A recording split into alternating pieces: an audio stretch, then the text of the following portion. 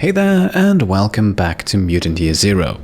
My name is Pete and today we complete episode 9 of our Iron Mutant playthrough, and today it is finally time we are going out to rescue Hammon. In the last episode we cleared the Cult Lands and the Grog Den, and today we are ready to head over to the Spear of Heaven, which is where the Ark's gearhead is kept by the ghouls and the Nova Sect. Before we leave the Ark though, we have a few small adjustments to make, so let us once again start off the episode by visiting Delta's Fix Pit. Welcome to the Fix Pit. My name's Delta. Now, the first thing we can do here is to take both weapon modifications off of our Rambino here, because in the last episode we picked up something slightly more powerful. That is also why we can now dismantle one of those Rambinos to bring our total supply of weapon parts up to over 100, and that is enough to upgrade the Elysium rifle straight from level 1 to level 3. Since this is the 5th weapon in this playthrough that we have fully upgraded, we now also unlock the Weaponsmith achievement, and with a few attachments we can make the weapon even better. Now, also in the last episode, we acquired this lovely scope here, which will now go on our ancient pistol. That way we maintain a high base crit chance but also increase the range of the gun a bit, and that will make the upcoming mission quite a bit easier. The sight that we just freed up meanwhile can now go on our fully upgraded boomstick, increasing the weapon's base crit chance to 25%. And once again, the scope that we just had on that boomstick can now go on the other one, now giving it a base crit chance of at least 20%. And that's it, we now have 6 weapons upgraded and modified, and for the upcoming episode that is all that we need. Bye. Before we head out, let us now also briefly meet our squad for today, which consists of the original 2 Dux and Bormin, accompanied by Magnus. On Bormin we have the Needle Pistol and the Elysium, and in terms of mutations we want to have Hog Rush and Twitch Shot, although both of those abilities will only be used once. For Magnus we have the Crossbow and the weaker of the 2 boomsticks, and to start us off we want to have Chain Lightning equipped, but we'll likely switch back and forth between that and Puppeteer a few times. Dux meanwhile gets our best silent and our best overall weapon at the moment. Since we'll stay mostly on the ground today, he also sports the Fertility Crown instead of the top hat, and ability-wise we want Moth Wings, Circuit Breaker and Silent Assassin. Finally then, we will also give him our last remaining Chem Flare, and with that I would say that we are ready to go, so let's begin our adventure. Like I said, our goal is the Spear of Heaven, and we have already unlocked it for fast traveling, so let's get going and see what awaits us. We're getting close to Hammon. If this is Bad Guy Central, where's all the ghouls? You shouldn't let our guard down. Now, for a change, we won't find many ghouls for the first few moments here, and there also isn't too much in terms of loot. What we do find very quickly, however, is an interesting new type of enemy. The MIMIR Z200 is the next type of robotic enemy that we are about to face. As you can see, it is quite heavily protected with 4 points of armor on top of 30 hit points. It also moves around the map at a pretty rapid pace, so all in all, it is an enemy that we have to take seriously. Nonetheless, it also has one glaring weakness, and that would be, you may have noticed it already, its incredibly poor detection radius. It is actually incredibly easy to sneak up on these robots. As you can see, we have no trouble getting into shotgun range and still remain hidden, which results in a massive critical to start off the fight. And because of that critical, we can actually kill the enemy in one round here, because, as you know, Chain Lightning bypasses all armor. Back me up. Now, very obviously, we went loud for this fight, which is something that we can easily afford to do, even though a second of these robots is very close nearby. After all, a small detection radius also translates into a poor ability to hear gunfire, which is why we will actually go loud here once again. Magnus's Chain Lightning is on cooldown though, so unless we get lucky with some criticals, we will not be able to kill this enemy in one turn. So to be on the safe side, we'll use Moth Wings with Dux and then Circuit Breaker. Want some more? And at least Bormin does not get us a critical hit, so let's see what Magnus can do.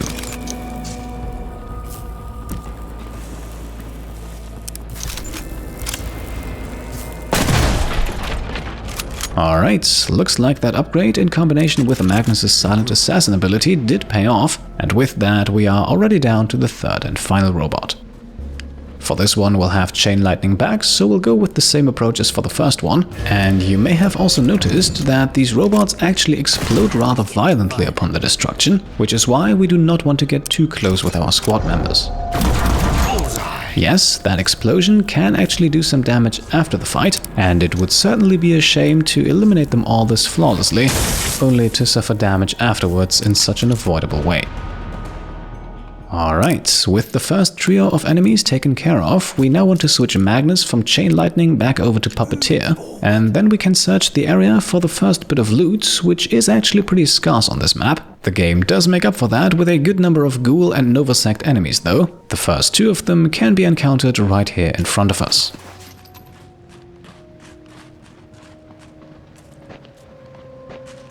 Listen to me. Why did all the Novasect leave here? Where did they go? What is more important than here? Who cares? Leave questions to the big brains. We are safe. We should party a little. But we're not safe. I hear rumors of stalkers from the Ark. They come for us. They cannot be stopped. Shut up! No stalkers are coming. We are safe. Well, I very much beg to differ. As a matter of fact, we are ambushing more or less immediately, and our first target is the Butcher. Now, even though we could easily kill them, we are instead going for the mind control here. I already explained this in the last episode, but from here on out we basically need every single mind control that we can get, otherwise we will not be able to unlock an achievement with Magnus. The hunter in the background, meanwhile, does not notice anything. Not gonna warn you again. And don't worry, in just a moment we'll make that a rather permanent condition, because he is our next target. Sorry about that. I hated that asshole. By the way, even though it doesn't look like it, the order in which we take out these two enemies here is actually somewhat important. Because Magnus's Puppeteer ability does have a 3-kill cooldown. That's what's up. And spoiler alert, this was not the last Butcher on the map. Not so bad. So by targeting the Butcher first and then killing the Hunter, we now only need one more kill to get it going again, which is very convenient, as you will see in just a moment. Up ahead. That building is the Spear of Heaven. Now, did they seal up this house to keep the bad stuff out? Or the bad stuff in? Well, in any case, half of the house is no longer standing, so we can go in and out, and there are 3 things that we want to loot here.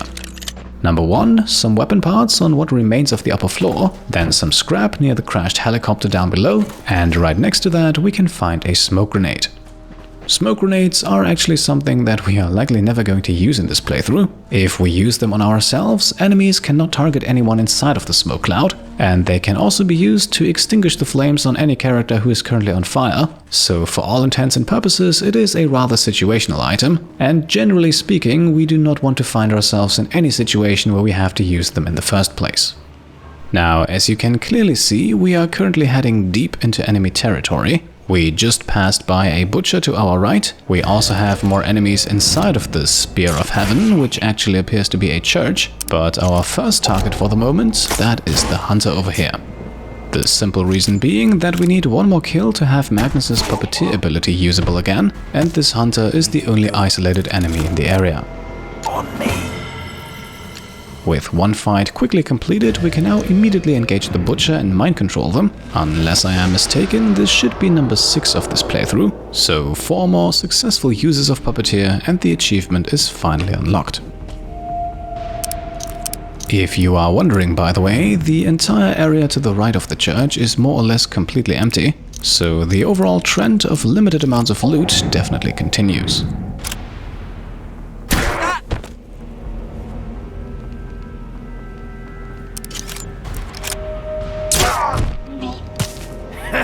You did it, kid. Over here. One more quick thing to note, it is possible to climb up the church tower right next to us here, but I haven't really found much use for that. There isn't any loot up there, and it's actually not that great of a vantage point against the enemies below, so instead of going up there, we can simply collect all the loot on the ground around the church, and slowly but steadily make our way over to the other side. If the prisoner is from the Ark, we should kill him, not bring him here. The prisoner has big brains, even bigger than the Nova Sect. They need his brain to figure out the weapon, make it go boom. Where is this big brain? They took him below. They will make him hurt. Okay, so it sounds like we have confirmation of Hammon actually being here. However, it appears as if he's kept underground. Apart from learning that, triggering the dialogue we just heard is also very important for the next stage of the mission, because only after it has been completed will one of the enemies involved start patrolling. And that enemy is one of 2 pyros on the ground over here, who we can swiftly eliminate to make the next fight a bit easier.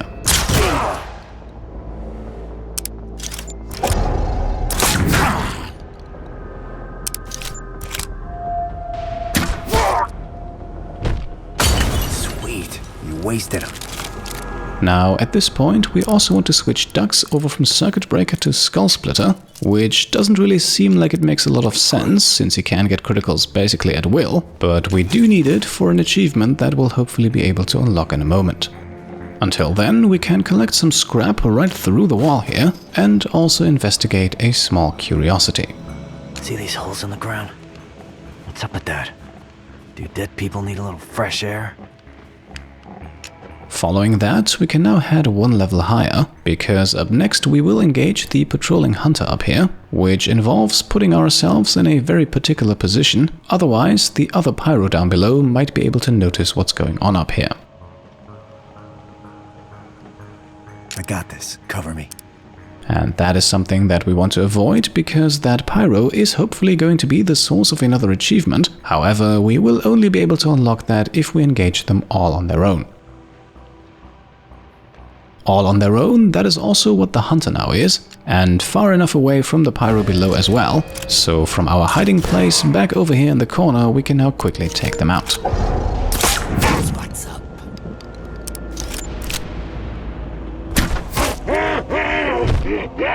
That was awesome. Over here. After collecting our loot, we then want to put Dux and Borman into cover, still up here on the high ground, and then we are going to engage the pyro with a Skull Splitter, because to unlock the achievement we need to win this combat encounter using nothing but mutation abilities. Does that hurt? Skull Splitter is one such ability, and it gives us the critical hit, which means we can now follow things up with Borman's Twitch shot for the kill. Don't it? Bullseye! I owe you a grog. That was amazing. And there we are, we have just unlocked the Unnaturally Successful achievement, and with that we are 1 step closer to full completion.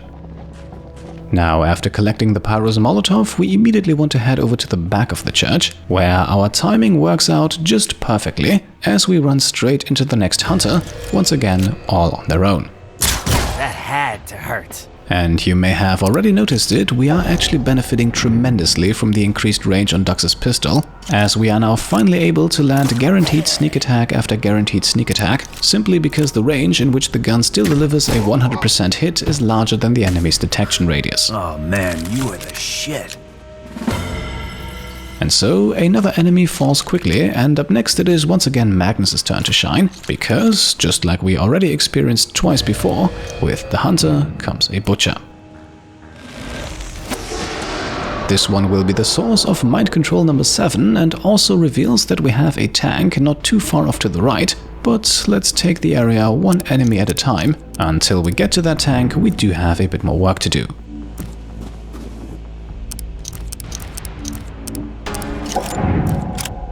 Now it's getting fun. Yeah!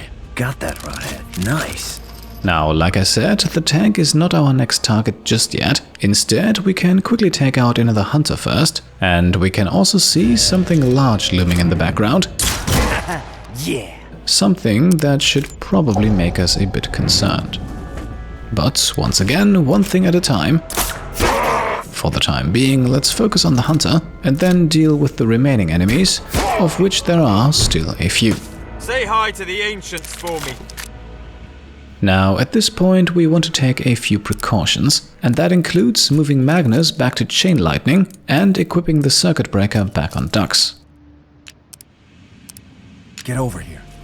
Even though our next target is thankfully not that huge robot right in front of us, what we are doing next is perhaps a bit risky, and we might meet that robot sooner than we would like to, so I think it's best to come prepared.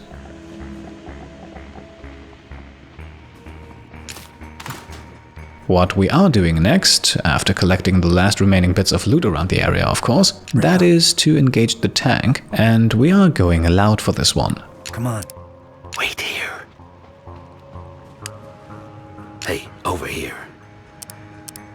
That is where things could get a bit risky, because yes, we are not too far away from that Z600 robot, but if we keep enough distance, we should remain just barely outside of the range where it can hear us.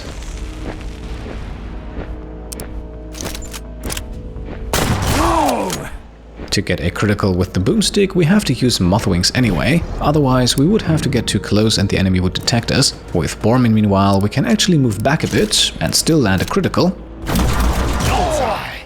which then also allows Magnus to keep using his crossbow, and so we can avoid taking any further risks.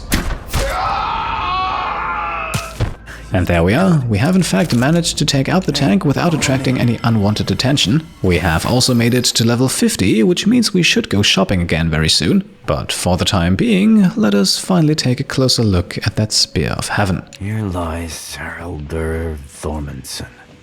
Yeesh. Try saying that 5 times fast. Blessed be the ancients who anoint my tongue with their message. Scanning ahead. Who teach my followers to fight, who put into my hands a weapon of sacred vengeance. Before the ancients went into the heavens, they left us a weapon of outrageous power. Below us, the smart stalker's mind has weakened, revealing where the sacred numbers are kept. The numbers will awaken the weapon and cleanse the zone! Rejoice! We know the location of the sacred numbers! Priestess Plutonia rushes there now to retrieve them. Send her your prayers, children. May the ancients guide her! Okay, time for the boss fight, so to speak, even though we have one other enemy left that is definitely fitting off that description. But these two are the ones that we focus on first, that is after we have lit them up with a chem flare. Just a few seconds later then, that chem flare allows Dux to land a critical hit on the hunter, which we can of course quickly follow up with Magnus, who can get himself an easy kill.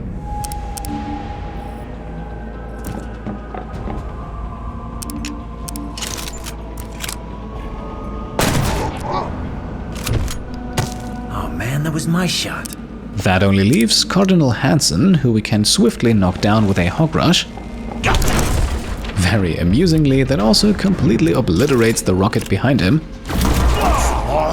But from here on out, the rest of the fight is pretty much smooth sailing. Hansen does have 30 hit points and 3 points of armor, but we also have 2 full turns to fire away here, so in just a moment the Cardinal will suffer the same fate as the rocket just a few seconds ago. That had to hurt.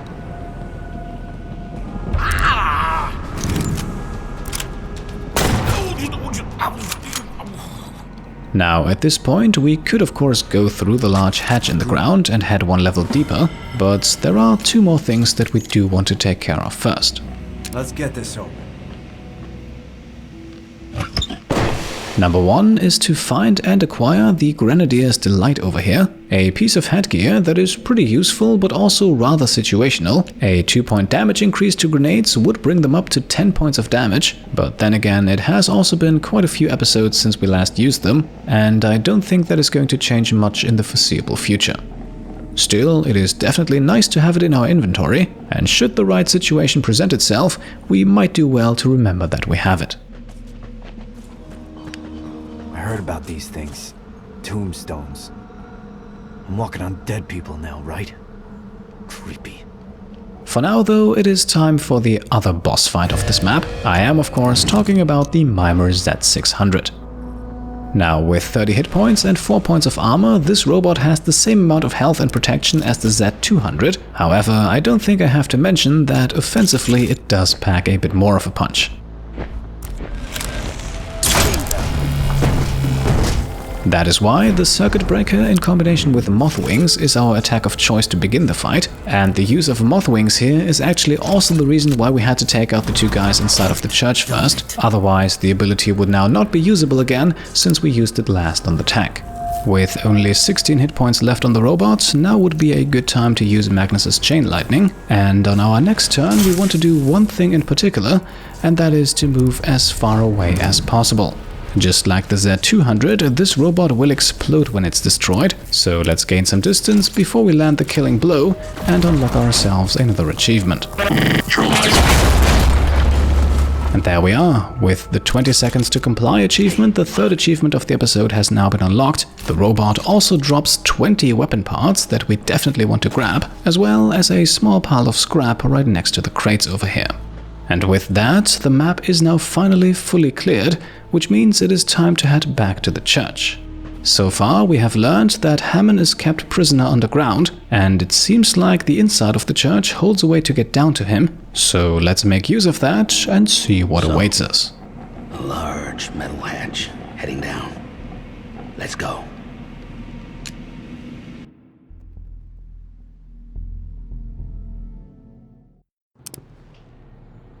Okay, so this appears to be a bit more than just a basement. Welcome to the World Ender. Seek and ye shall find. A shit ton of food. And it looks like we have also found the place where the ghouls are storing all that food they have been growing. Not to mention that there is an entire helicopter down here, which of course begs the question what we have stumbled into and what this facility was originally designed for. Automatic doors at least indicate some form of advanced construction. Perhaps the note over here can reveal a bit more. As time passes, it has become increasingly difficult to govern Plutonia and her followers. My words and warnings go unheeded, and I feel that the clique are reaching into my mind to find knowledge that I have kept hidden from them. And for good reason.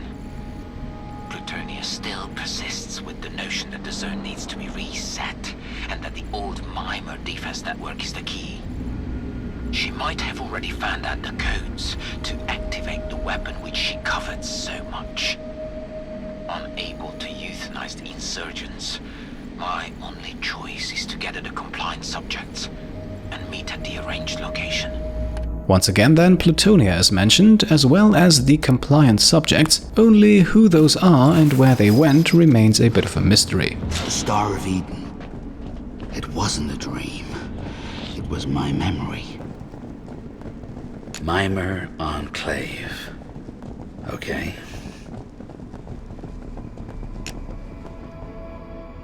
Elder Almighty. He talked about this thing. He said it was the weapon to end all weapons. Okay, so it looks like this facility may have once been a missile silo, which of course makes its occupation by the ghouls very much concerning, especially if we consider what we have learned about Plutonia so far, who appears to be some sort of Novasect leader and who wants to cleanse the zone. Let it be something good. Meanwhile, a bit more of a bright spot then is the GJR 666 sniper rifle, without a doubt one of the most powerful weapons in the entire game, but, just like the crossbow, limited to only one shot per round, which reduces its usefulness a tiny bit. The next note here then is a bit more tragic in nature. It appears to have been written by someone named Gecko, and it looks like Gecko was having regrets about not leaving with someone named Lux, and so, in the end, Gecko committed suicide. Lux, meanwhile, is described as a kind master, in contrast to Plutonia probably, so let's add that name to our list of people that we might want to find out here in the zone. Who knows, perhaps they are a bit more cooperative than the ghouls that we have found so far. When a chair gets this big, they call it a throne. Thrones cushion the asses of dangerous people. These buttons must control that missile somehow, but they're useless without power. Well, in that case, I would say it's a good thing that the power is out, otherwise who knows what would have happened by now, and whether or not we would be standing here at all. Right in front of the missile, then, we find another artifact, and apparently it shares such wisdom as winding up a cassette using a pen. Hammon spoke of such a book. This was placed in such a way that indicates the Nova Sect held it in high regard. Use a pencil to quickly rewind a tape. I have no clue as to what either of these items is. A lot of beds here. Think this is where the ancients slept? Come on, let it be something good. Inside of the next chest, then, we find the commando vest, solidly placed in the mid-tier in terms of protectiveness, but granting immunity to explosive damage, which might come in handy should we face more of those robots.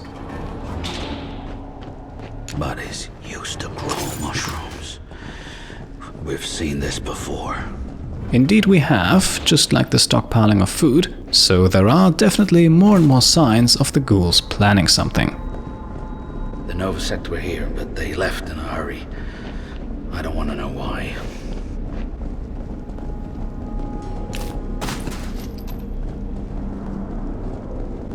That is a pig's head, just like... I feel sick. That Nova Sect psycho said Hammon was around here. Keep your eyes open. I feel that weapon buzzing, like it wants to go off. We need to find Hammon. Well, luckily we are getting close to that. It appears we have finally reached the cell block, and with that, the end of this underground enclave. Look alive, people. That's Hammon. The reason we're here. We need to rescue him. Hammon's barely alive when we find him. But we find him. We find him as a team. With Hammon, the Ark's heart can start beating again. We think our mission is complete, but Hammon insists on telling us a secret. A secret that rips a hole through the middle of my life. He tells us he's been to Eden. Yes, the Eden. The mythical place beyond the zone where the secrets to life are kept. He says Eden is a base for the ancients, who are very much alive and creating the MIMIR machines we've been seeing.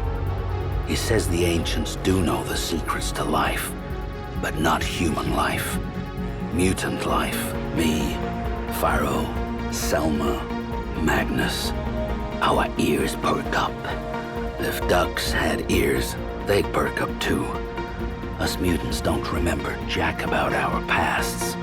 We're walking amnesiacs. We wonder why some of us look like animals, and others have powers we don't understand. Finding out who we are sounds like the quest of a lifetime, or a very big mistake. There's a problem. Hammon tells us the Nova Sect probed his mind, stole the location of Eden from his thoughts. They're headed there now, determined to unleash the power of the ancients and cleanse the zone, which means killing everyone inside the Ark. Our home. He says there's one chance to beat the Nova Sect to the gates of Eden. Go through the Forbidden City, he says. It's a shortcut and the Nova Sect are too scared to go through. That doesn't make me feel too good. Hammon begs us not to tell the Elder, because the Elder won't accept the truth. Our mission was a man. Now it's Eden. We have one final journey to save the Ark. But if us stalkers discover who we really are, will we want to come back? Alright, there we are with the extraction achievement unlocked and Hammon finally rescued. It does appear though as if our journey is only just beginning, because if Eden truly holds the answer to all of our questions, then we should probably go there. Not to mention that we might have no other choice anyway, because the ghouls are apparently trying to get there as well, and they seem to have far more sinister things in mind. For today though, I think it is time to head back to the Ark first. After all, it seems likely that the Elder has some thoughts on the recent developments as well. Your mission is complete, Stalkers. You returned Hammon safe and sound. Our machines will hum with new life. The Ark is forever in your debt. Thank you. My little birdies have told me. Hammon thinks the fabled Eden lies beyond the Forbidden City.